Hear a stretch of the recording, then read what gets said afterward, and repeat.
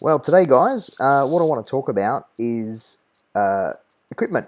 And I thought I'd start out by playing a bit of a game with the grill while I talk about equipment, because it's going to take a little bit for me to get to where I want to be in regards to this discussion.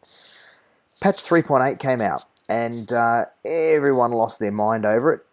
Everyone was a bit confused. I believe Wargaming didn't do um, adequate, let's say adequate communication to the player base about what was going on with it. It, for all intents and purposes, it seemed a lot like it was a rush job. It seemed like it just came out of nowhere. Um, you know, and guys like myself, many other players out there who've been playing for years, um, actually, had already got our tanks with equipment on it, and we'd already got equipment on the tanks. We've already got them loaded up. We had, what we felt was our perfect setup. We were used to playing them that way, and you know, that was how we rolled. And all of a sudden, this new equipment system comes in, and we're all like, "Wait, what? You mean everything that we've done actually amounts to nothing?" So it felt like a whole bunch of betrayal. No one understood really the full gravity of the spare part issue, where spare parts were going to become as rare as rocking horse poo. Um, no one understood the fact that you were really not replaced. Well, I felt you weren't given the same amount of spare parts relating to what you'd already unlocked in terms of equipment. I thought there was a disparity there. And I'll back that up every day of the week. When you've got a situation where you've got a fully upgraded tank, and then all of a sudden you don't have enough spare parts to re-upgrade that again, that says to me like the system was inadequate. It says to me like, we weren't given the right amount of spare parts. Now, that's one aspect to this whole discussion. The other aspect is something that I think, can very well now be sort of discussed. And that is this whole premise of, we have options like we've never had before. And, this is something that's really kind of confusing a lot of people. If you've got options, not like you've ever had before, and then all of a sudden, no one's, I'm completely screwed here. Great team there. Then all of a sudden, you've got a situation where, it's all changed. Nothing's working. Nothing's fitting. And people are just sort of confused by it all. The matchups relating to camo versus optics. You can no longer run, or there's no binoculars there anymore. And let's get right into what I'm talking about. The one I really want to talk about is this one here, the enhanced armor. Now you think 5% enhanced armor to something like a grill, and let's look at the grill because I've got that open right now. We're just playing that.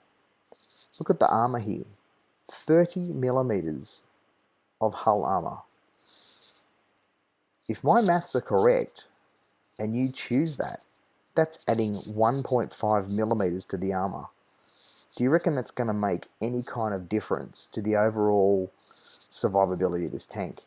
And I reckon the answer to that is pretty obvious, right? So let's come back and look at the other option, which is another 90 hit points. Now, I was in a game the other day where I was running this, and I was down to 10 hit points left, and we won the game. It was me, I think I was at a mastery game as a result. But you think about that, that's 10 hit points. Now, ultimately, what that means is that improved assembly actually gave me the win. Whereas if I'd had the 5% protection with my extra 1.5 millimeters of hull protection, it would have made diddly squat difference. Conversely, let's take a look at like the Jagdpanzer E100, right?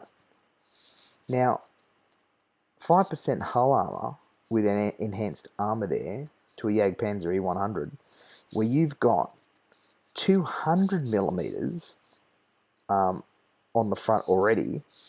You're looking at now a situation where you're adding another 10 millimeters. That's now 210 millimeters of armor.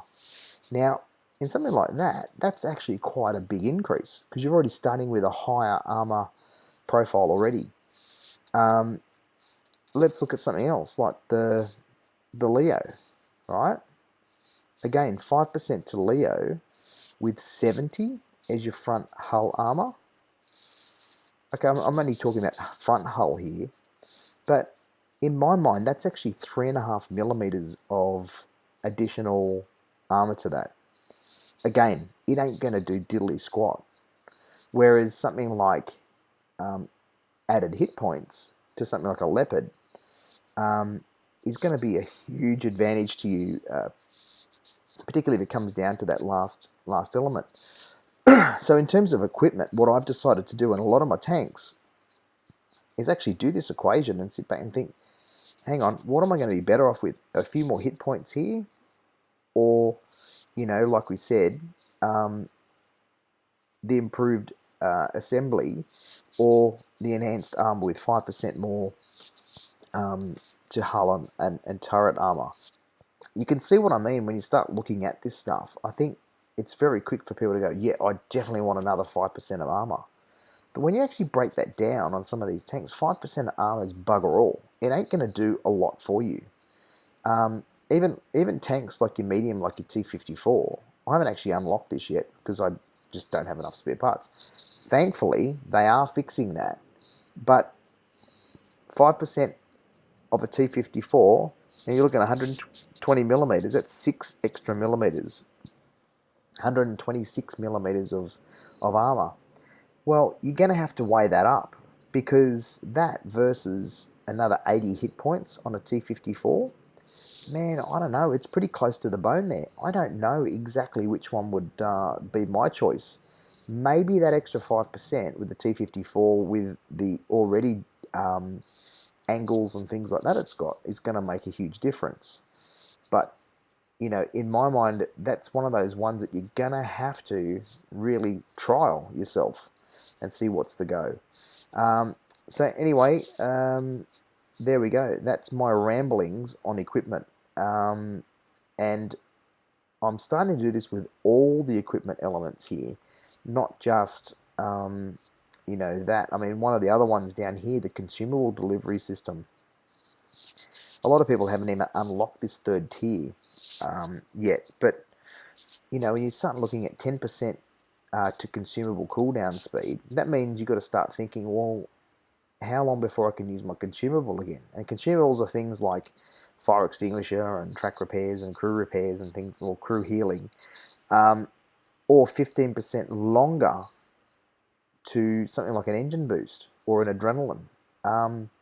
You know, in something like, you know, a Panther 1, or, you know, some of these tanks where they're just really punching out the DPM, like a Churchill, for instance, that there, another 15% additional time of that on an adrenaline, wow, you can really carve up a whole bunch of enemies sitting there with your great armor, not taking any hits. So again, it's one of those things you're going to have to look at. But these are the things that we've got to start thinking about with equipment. And the positive for equipment is it's giving us more choice, and it's giving us more range to actually build our tanks. And, you know, it's giving us those options. But you're going to have to weigh them up for you, what works best for you. And you're going to have to really think to yourself, what am I going to run? And, you know, what benefits is it going to give me with that particular tank? And I'm so grateful for the containers now, bonus containers. We're getting stuff for free. I know people are sitting back saying, I haven't got a tank yet, I haven't done this, I haven't done that. Don't worry about it. You're getting stuff for free. And that doesn't happen too much these days. You never get nothing for nothing. So anyway, keep enjoying the game, keep subscribing, and thanks. Hopefully that was something that made a bit of difference or a bit of a thought-provoking discussion for you. Talk soon.